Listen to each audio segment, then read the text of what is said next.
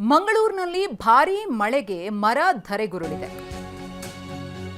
ನಿನ್ನೆ ತಡರಾತ್ರಿ ಆಗಿರುವಂತಹ ಘಟನೆ ಇದು. ಮರ ಉರುಳಿ ಬೀಳುವಂತಹ ದೃಶ್ಯ ಸಿಸಿ ಕ್ಯಾಮೆರಾದಲ್ಲಿ ಸೆರೆಯಾಗಿದೆ.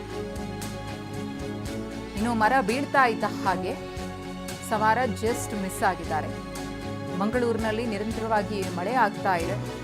ಇದರಿಂದಾಗಿ ಸಾಕಷ್ಟು ಸಮಸ್ಯೆಗಳು ಉಂಟಾಗ್ತಿದೆ. ಗಮನಿಸ್ತಾ ಇದ್ದೀರಿ, ಬೃಹದಾಕಾರದ ಮರ ಬುಡ ಸಮೇತ ಹೇಗೆ ಧರೆಗುರುಳಿತು ಅಂತ.